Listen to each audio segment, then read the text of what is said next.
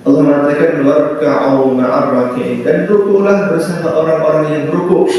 Artinya kita butuh teman dalam ketaatan. Dan warka'u ma'ar raki'in sebagai dalil wajibnya sholat berjamaah bagi para laki-laki.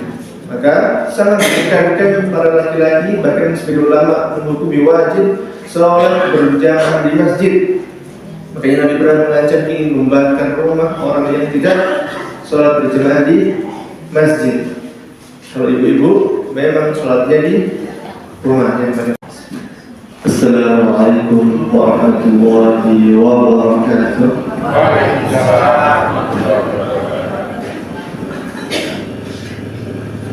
Innal hamdalillah nahmaduhu wa nasta'inuhu wa nastaghfiruh wa natubu ilayhi wa na'udzu billahi min shururi anfusina wa min sayyiati a'malina. Man yahdihillahu fala mudilla lahu wa man yudlil fala hadiya lahu. Asyhadu an la ilaha illallah wahdahu la syarika lahu wa asyhadu anna Muhammadan 'abduhu wa rasuluh. Allahumma shalli wa sallim wa barik ala nabiyyina Muhammadin wa ala alihi wa ashabihi wa man tabi'ahum bi ihsan ila yaumiddin.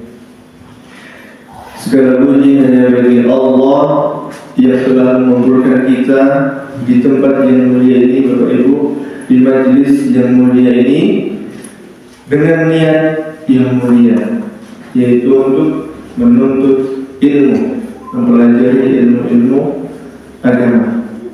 Ini adalah nikmat yang paling besar, nikmat yang agung. Berapa banyak saudara kita yang santai, yang slow gitu, muslim, tapi belum terketuk hatinya untuk datang ke pengajian. Maka kita yang sudah semangat ini harus bersyukur, harus mensyukuri nikmat itu, nikmat semangat belajar, nikmat perhatian dengan ilmu-ilmu agama kita. Maka mari kesyukuran itu minimal kita syukuri bersama dengan bertakbir alhamdulillahirabbil alamin. Yang kedua, salam dan salam kita sanjungkan kepada manusia terbaik selalu kita semua, beliau adalah Rasulullah Muhammad sallallahu alaihi wasallam beserta keluarganya, para sahabatnya, dan semua umatnya yang mengikuti petunjuk beliau. Baik, Bapak Ibu hadirin rahimakumullah, kali ini kita akan belajar dari sebuah kisah yang pernah dikisahkan oleh Nabi kita Muhammad SAW di depan para sahabatnya. Karena memang Al-Quran sepertiga isinya juga kisah. Jadi untuk menghibur Rasulullah, memberi semangat, itu adalah dengan kisah, diambil pelajarannya. Maka tidak mengapa kali ini kita menyimak kisah yang sahih yang Nabi pernah kisahkan. Kalau fikih, kemudian akidah, kemudian akhlak, insyaallah nanti di kesempatan yang lain sama Ustaz yang lain. Baik, kisah ini sahih yang mengisahkan Nabi kita di depan para sahabatnya, diriwayatkan oleh sahabat Abu Sa'ad bin Sinan Al-Khudri. Kemudian terus bersambung sampai kepada Imam Al-Bukhari dan Imam Muslim. Nabi mengatakan, "Kana fi man kana qablakum rajulun qatala 99 nafsan." Dahulu sebelum kalian ada orang yang membunuh 99 orang. Thumma sa'ala an a'lami ahli al-ard. Kemudian orang itu mencari-cari, bertanya-tanya tentang orang yang paling alim di muka bumi. Fadulla ala rahibin. Nah, kemudian orang itu ditunjukkan kepada seorang rahib. Fa'atahu faqala innahu qatala 99 nafsan. Kemudian pembunuh itu mendatanginya dan mengatakan bahwa dia telah membunuh 99 orang. Apakah fahal lahu min taubah? Apakah boleh bertaubat? Apa tadi terjemah berartinya? Kisah ini masyhur. Rakyatnya mengatakan, lah, tidak boleh bertaubat. Faqatalahu fakammala bihi mi'ah. Setelah berjalan tidak, maka pembunuh itu langsung membunuh rahib tadi. Maka dengan pembunuhan yang tadi itu genaplah 100 orang yang telah dia bunuh. Kemudian dia lanjut, summa sa'ala an ahli al-ardh. Kemudian orang itu masih muter-muter mencari-cari tentang orang yang paling alim di muka bumi. Fadulla ala rajulin alim. Nah, kemudian ditunjukkan kepada seorang alim. Fa'atahu faqala innahu qatala mi'ata nafsin. Kemudian mendatanginya dan dia mengatakan, aku telah membunuh 100 orang. Apakah boleh bertaubat? Kira-kira jawaban orang alim kedua ini. Orang alim yang kedua mengatakan, na'am, ya boleh, kamu boleh bertaubat. Faman yaqulu bainaka wa bainat taubah. Memang ada yang menghalang-halangimu untuk bertaubat. Kira-kira siapa yang menghalang-halangimu untuk bertaubat? Tidak ada. Setelah mengatakan begitu, orang alim tadi memberikan nasihat kepada si pembunuh, mengatakan, inṭaliq ila ardi kada wa kada, fa inna biha unasan ya'buduna Allah fa'budillaha ma'ahum. Pergilah ke tempat demikian, karena di tempat itu ada orang-orang yang menyembah Allah, maka sembahlah Allah bersama mereka.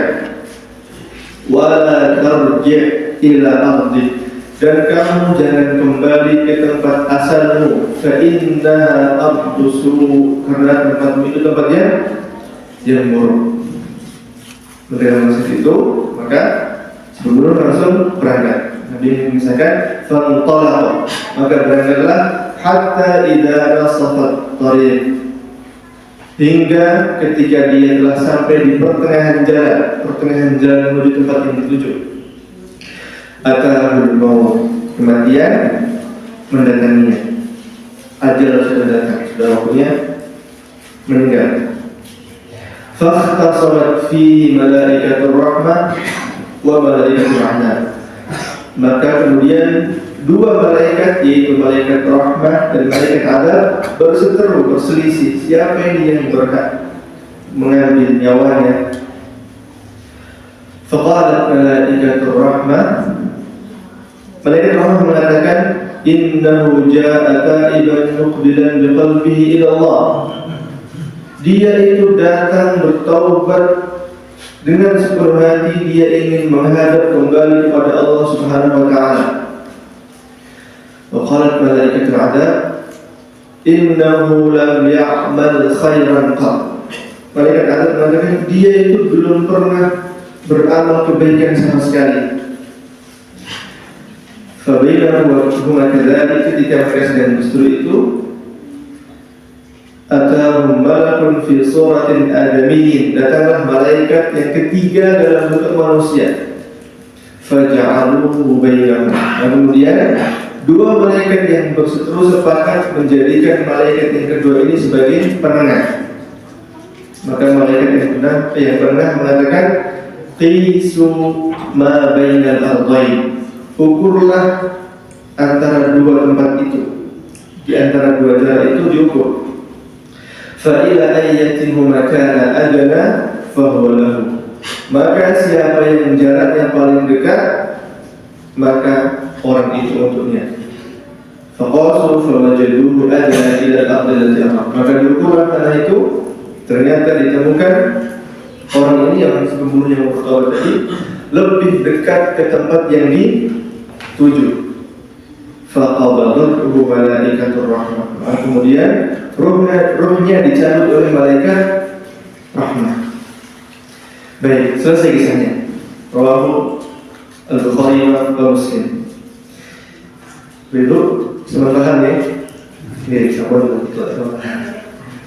Baik, kita akan mengambil pelajaran-pelajaran dari kisah tadi. Yang pertama, mengisahkan ada orang sebelum kalian yang telah membunuh 99 orang.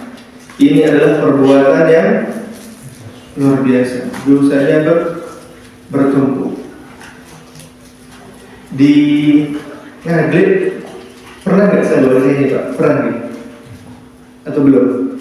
Oh iya, berarti khotibnya terulang. Karena kayaknya sebagian jamaahnya ada yang sama. Belum pernah nih? Iya? Jamaahnya yang beda-beda. Berarti jamaahnya semangat luar biasa. Membangunkan masjid yang sana, masjid yang sini gitu. Di sini masjid kan? Iya. Kita lanjut. Orang tadi berarti telah melakukan dosa yang luar biasa, membunuh 99 orang. Dalam syariat Nabi kita, membunuh satu orang saja itu hukumnya qisas. Dia membunuh maka dibunuh. Orang itu membunuh 99 orang, maka dosanya sangat bertumpuk. Bahkan di aturan disebutkan, barang siapa yang menghidupkan satu orang maka dia seperti menghidupkan semua orang. Dan barang siapa yang membunuh satu orang maka dia seperti membunuh semua orang. Maka kalau 99 orang dosanya luar biasa, maka dia pasti ingin bertaubat, kemudian mencari-cari orang alim, ditunjukkan kepada seorang rahib. Apa itu rahib? Rahib itu ahli ibadah dari kalangan ahlul kitab. Datang ke rahib, mengatakan dia telah membunuh 99 orang, mau bertaubat, apakah boleh? Dikatakan tidak boleh, karena dia mendengar ternyata dosanya sebanyak itu. Dia mengatakan tidak boleh. Mendengar jawaban itu, si rahib pun dibunuh. Apa pelajarannya? Pelajaran yang kita ambil adalah ternyata tidak boleh atau bahayanya seseorang berfatwa tanpa ilmu. Dia akan membahayakan orang lain, juga membahayakan dirinya sendiri. Kalau ini tadi sudah niatnya baik, mau bertaubat, ketemu orang dikatakan saya mau bertaubat, apakah boleh? Dikatakan tidak. Yang bertanya belum jadi bertaubat, malah membunuh lagi, dan yang menjawab yang dibunuh. Maka dia membahayakan orang lain dan membahayakan dirinya sendiri. Kalau kita sama, kita tidak boleh mengatakan sesuatu tanpa ilmu. Atau kalau yang disebut guru atau ustaz kemudian seperti saya memfatwakan tanpa ilmu, berbahaya. Semua harus didasari dengan ilmu. Kemudian setelah membunuh orang tadi, dia masih mencari-cari orang yang alim yang berikutnya yang bisa memberikan jawaban yang memuaskan. Dia mencari-cari terus sampai ditunjukkan ke orang yang kedua, disebutkan fadulla ala rajulin alim. Kalau orang yang pertama disebutkan fadulla ala rahib, ditunjukkan kepada seorang rahib. Istilahnya dipakai istilahnya rahib. Kalau orang yang kedua disebutkan fadulla ala rajulin alim, maka ditunjukkan kepada seorang yang alim. Nah, ternyata orang yang alim yang kedua ini muslim. Dari mana kok bisa tahu muslim? Dari nasihat yang dia berikan kepada si pembunuh. Dia katakan, "Intalib ila ardi kada wa kada." Berpindah ke tempat demikian. Kenapa? Fa inna biha unasan ya'buduna Allah fa'budillaha ma'ahum. Karena di tempat itu ada orang-orang yang menyembah Allah. Nah, katanya itu. Ada orang-orang yang menyembah Allah, maka sembahlah Allah bersama mereka. Berarti orang yang kedua orang muslim, dia alim betul-betul, kemudian memberikan nasihat yang baik. Sembahlah Allah bersama mereka. Jangan kembali ke tempat asalmu, karena tempat asalmu tempat yang buruk. Dari kisah itu kita bisa mengambil pelajaran yang pertama, bahwasanya boleh atau bahkan dianjurkan bagi kita untuk hijrah, meninggalkan tempat tinggal kita apabila memang tempat kita buruk. Tapi kalau tempat kita sekarang alhamdulillah baik, musola ada, masjid ada, adzan terdengar di mana-mana, makanan halal banyak. Justru kalau kita cari yang haram susah. Maka tempat kita baik. Apa yang sekarang yang perlu kita hijrahkan? Bukan tubuh kita, tapi yang kita hijrahkan, yang kita pindah, kita tinggal adalah perbuatan-perbuatan buruk yang kadang mungkin masih kita lakukan. Misal yang Ramadannya masih bolong-bolong, maka Ramadan bisa harus hijrah, harus menjadi penuh. Yang kadang puasanya penuh tapi sholatnya masih bolong-bolong, nah itu yang perlu dihijrahkan. Atau yang sholatnya kadang baru Jumat saja sama 2 hari raya, nah itu yang perlu diperbaiki. Tapi hadis tadi mengajarkan dianjurkan pindah tempat apabila memang tempatnya buruk, karena teman itu mempengaruhi agama temannya. Yang kedua, dikatakan sembah Allah bersama mereka. Apa maksudnya? Dalam ketaatan kepada Allah, tentu kita butuh teman yang baik, teman yang mengajak kita kepada ketaatan. Berapa banyak jamaah yang di sini yang mungkin dulu awalnya hanya diajak oleh temannya, ayo ibu ikut ngaji ke Masjid Al-Ikhlas gitu. Awalnya hanya diajak, kemudian ternyata setelah ngaji dapat ilmu dan kemudian semangat, kemudian mengajak temannya. Begitu. Bahkan Nabi mengatakan al-mar'u 'ala dini khalili. Seseorang itu berada di atas agama temannya. Maksudnya dia akan mirip-mirip, akan sama dengan agama temannya. Fal yanzur ahadukum man yukhalil. Maka lihatlah kalian atau pilihlah kalian dengan siapa kalian berteman. Maka tadi dikatakan pergilah ke tempat demikian, kemudian sembahlah Allah bersama mereka. Wala tarji' ila ardi. Dan kamu jangan kembali di tempat asalmu. Karena kalau kembali nanti dikhawatirkan ke tempat yang buruk, atau mungkin ketemu temannya bisa diajak-ajak, bisa di macam-macam, dan dia berubah lagi kembali seperti yang dulu. Nabi mengatakan kepada kita untuk memilih teman,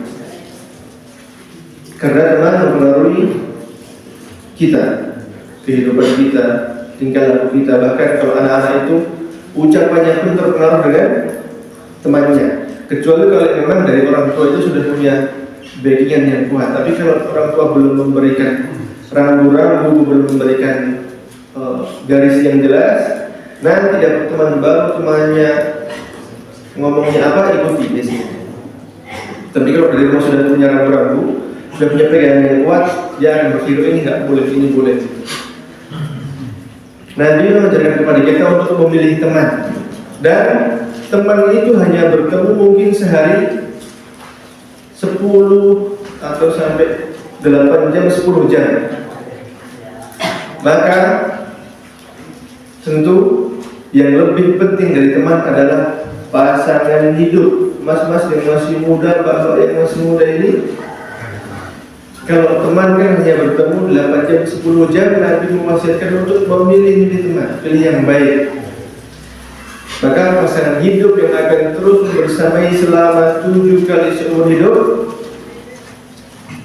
tentu harus lebih milih-milih. Maka gimana tips dari Nabi kita untuk memilih pasangan hidup ini untuk yang masih muda? Nabi mengatakan, pilihlah yang baik agamanya. Kalau bisa dapat yang baik agamanya, kemudian kaya, kemudian ganteng, kemudian punya nasab yang terhormat, silakan ambil, itu rezeki dan luar biasa. Tapi kalau sudah mencari-cari kemudian nggak dapat yang memiliki yang memenuhi 4 kriteria itu, maka pilih yang sebagai barometer, sebagai tolak ukur adalah yang baik agamanya. Nabi mengatakan tunkahul mar'atu li arba. Wanita itu dinikahi karena 4 4 hari. Di jamaliha wa hasabiha wa limaniha wa lidiniha. Karena kecantikannya, karena kehormatannya atau nasabnya, karena hartanya, dan karena agamanya. Fadfar bidzati, maka pilihlah yang baik agamanya. Begitu.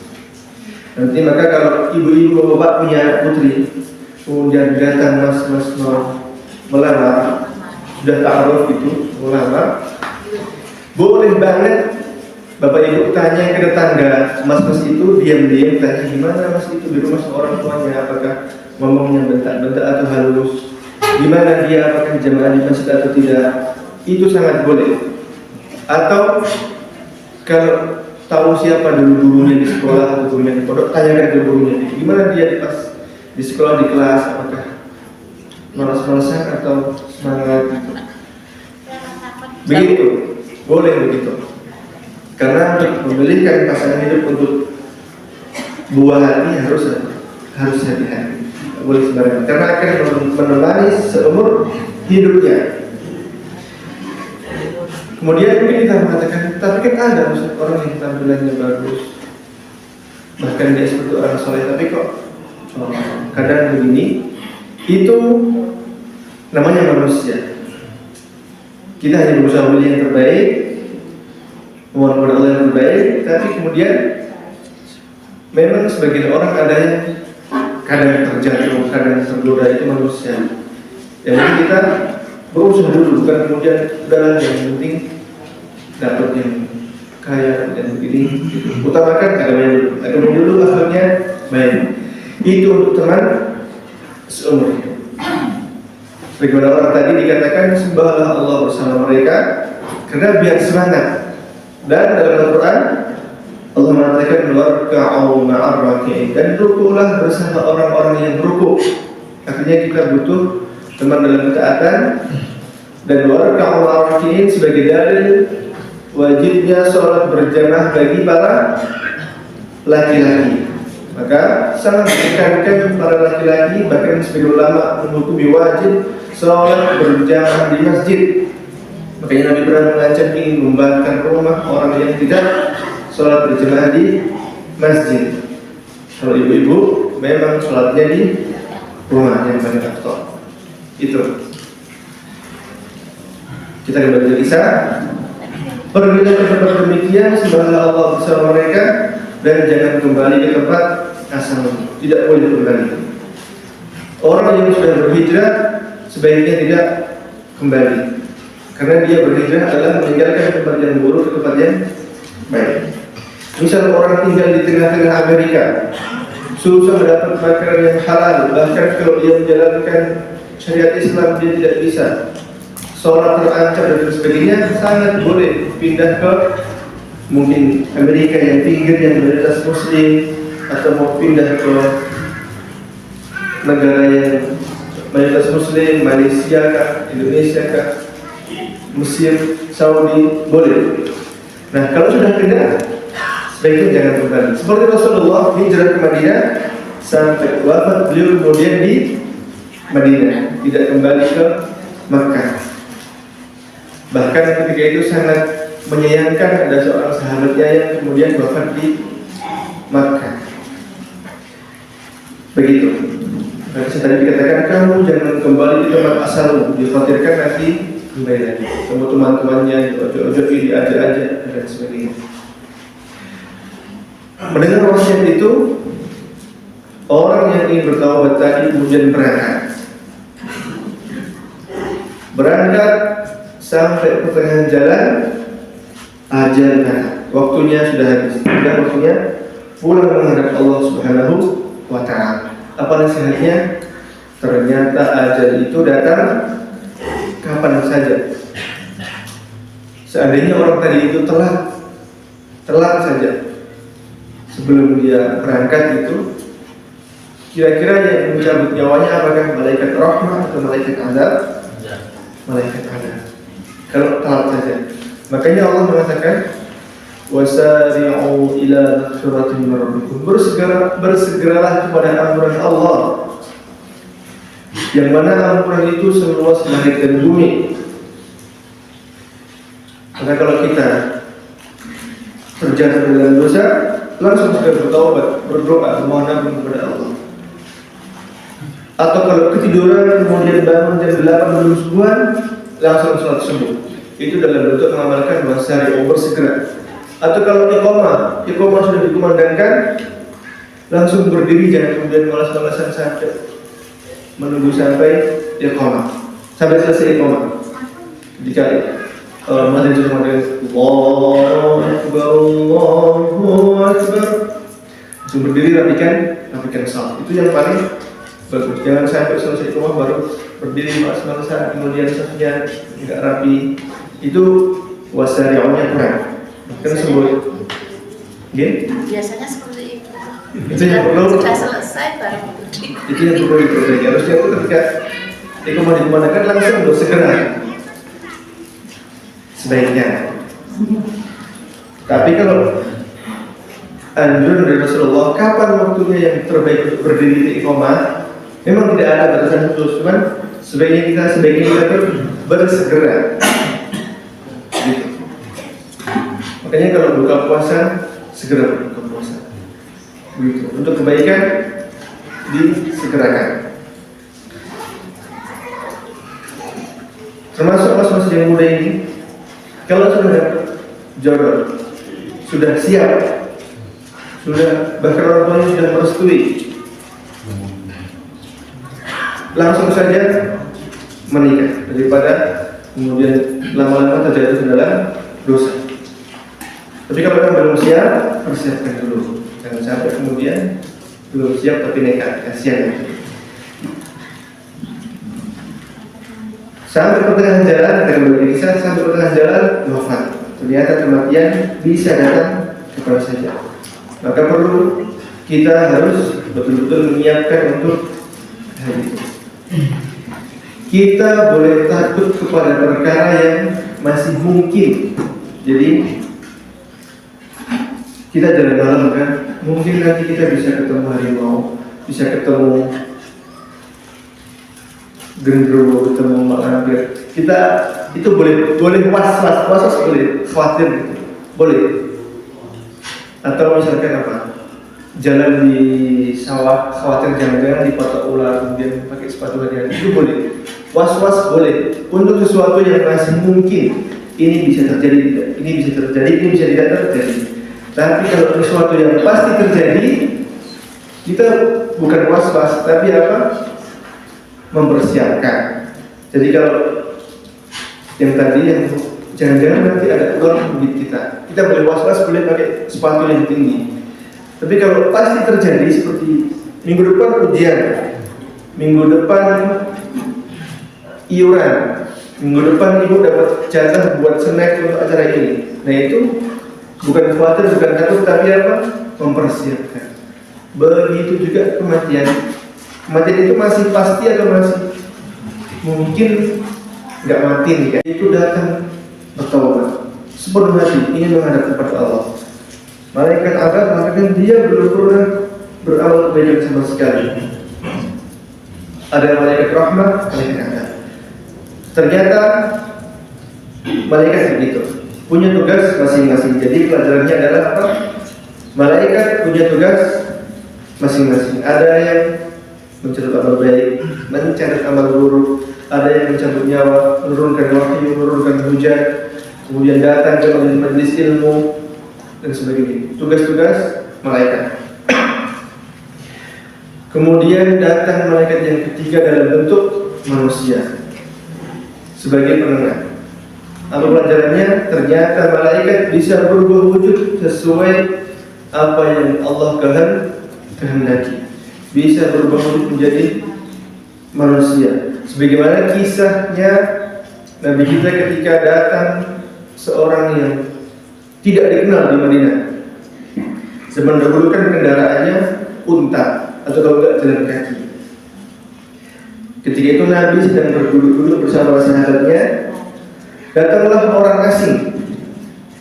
Kata Umar, syadidu bayadis thiyabis, syadidu sawadis sya'ri. Sangat putih pakaiannya, sangat hitam rambutnya, rapi. La yura alaihi atharu safar, tidak terlihat di dirinya itu bekas-bekas perjalanan jauh. Tapi orang Madinah nggak kenal. Jadi maksudnya itu gimana? Harusnya kalau pakaiannya rapi, rambutnya rapi, kemudian nggak terlihat bekas-bekas safar, harusnya penduduk Madinah kenal. Tapi ketika itu para sahabat nggak kenal. Datang menemui Nabi, langsung mendekatkan lututnya di depan lutut Nabi, kemudian bertanya, Ya Muhammad, wahai Muhammad, beritahu kami tentang Islam, tentang iman, tentang ihsan, dan tentang tanda-tanda hari kiamat. Kemudian singkat Nabi menjawab itu semua. Kemudian orang itu pergi.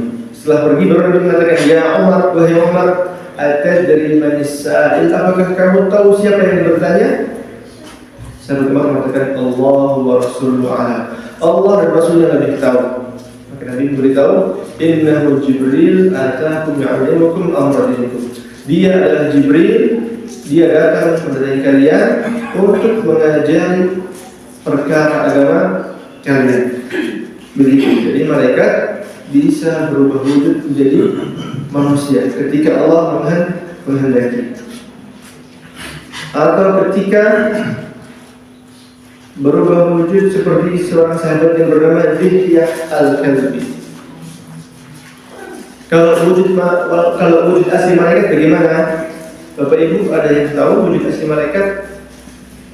Saya sebutkan satu ciri-cirinya.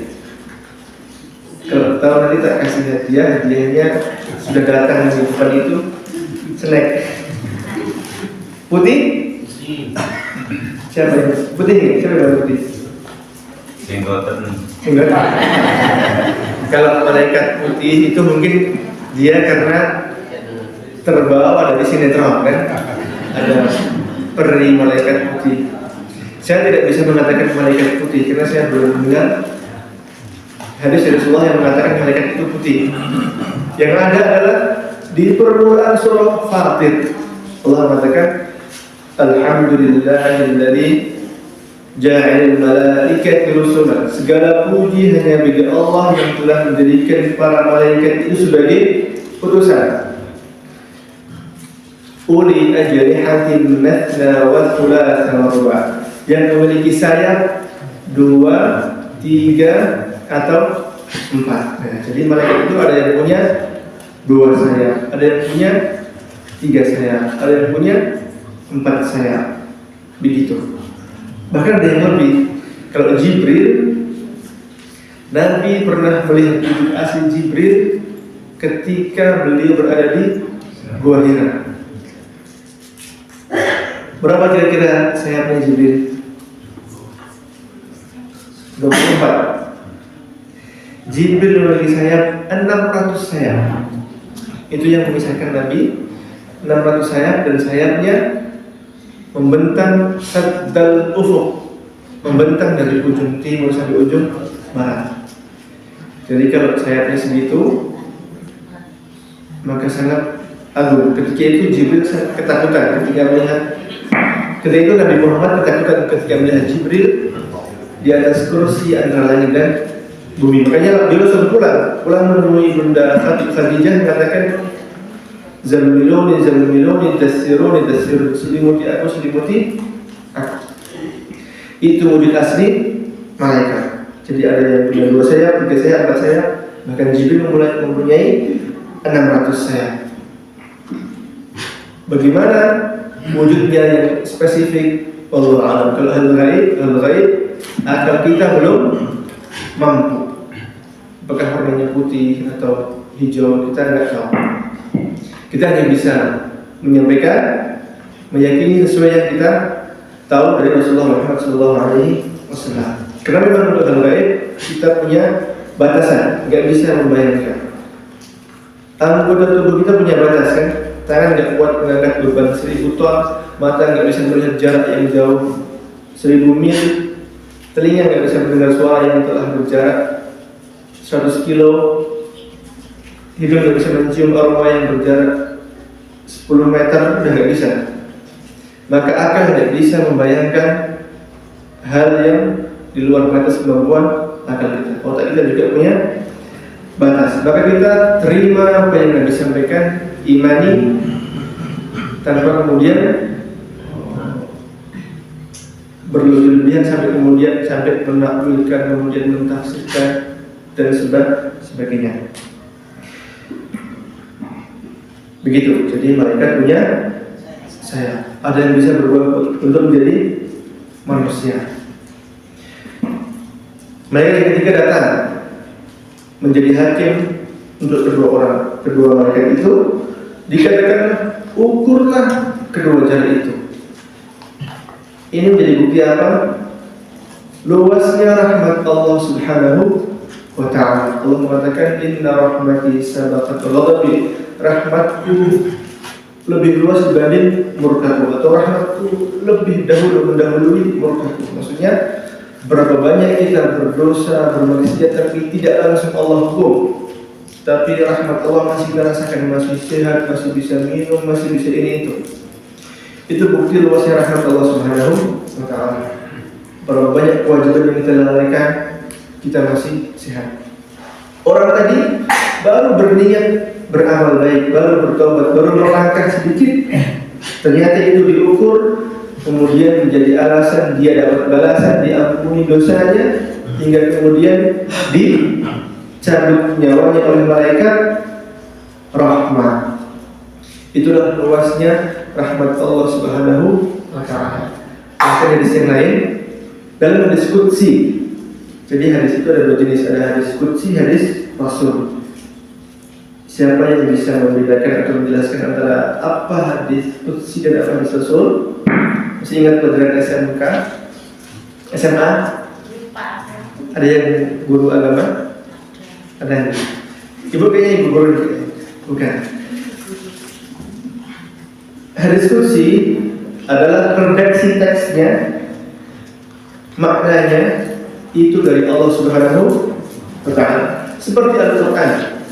Hanya saja kalau Al-Quran dibaca dalam sholat, kemudian membacanya berpahala, kemudian kalau menyentuh dalam keadaan suci, maka kalau hadis qudsi tidak dibaca dalam sholat, kemudian kalau membaca saja tidak berpahala. Berpahalanya kapan? Ketika mengamalkan.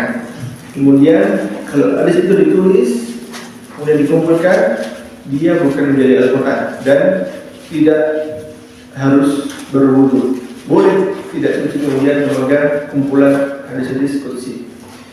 Jadi hadis qudsi itu redaksi dari Allah, teksnya dari Allah, tapi Nabi menyampaikan ulang. Kalau hadis Rasul itu isinya kandungannya dari Allah Subhanahu wa ta'ala, tapi redaksi teksnya dari Nabi kita Muhammad sallallahu alaihi wasallam.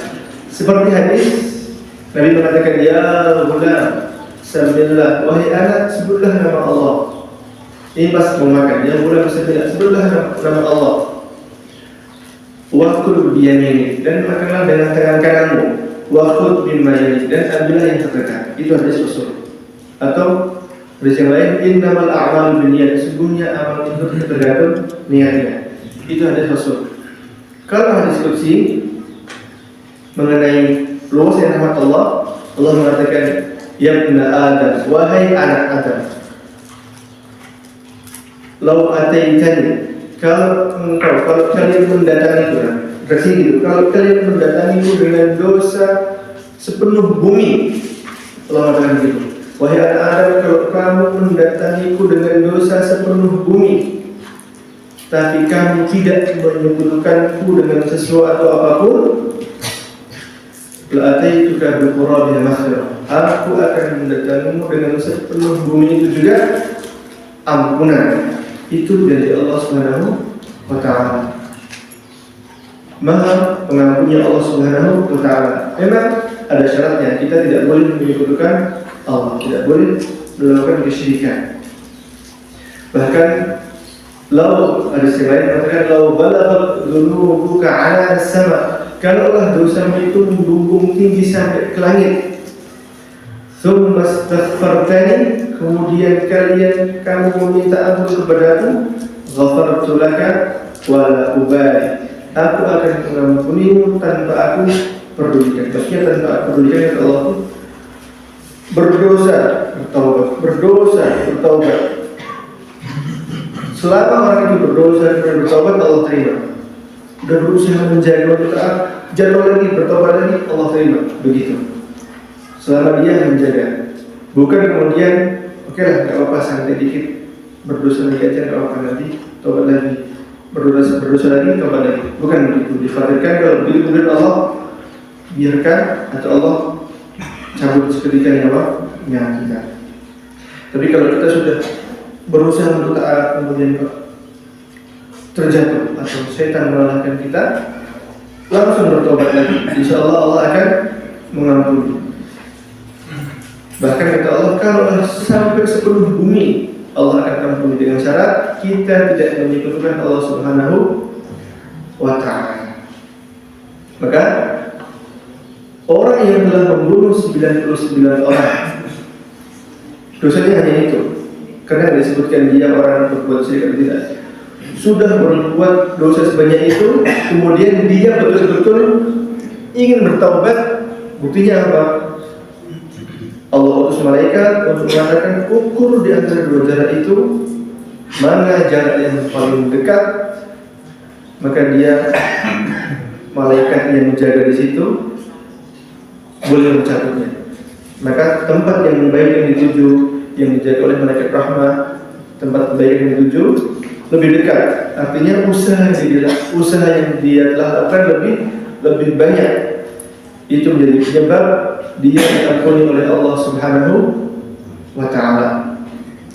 Itulah kemurahan rahmat Allah Subhanahu wa Ta'ala, kemurahan ampun Allah Subhanahu wa Ta'ala.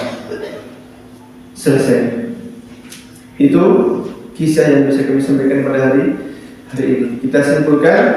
Yang pertama, saya ulang, bahwasanya kisah adalah bagian dari syariat kita. Bahkan di Al-Quran sepertiga isinya kisah, kemudian syariat, kemudian akidah, untuk memisahkan Allah, kemudian hukum fikih.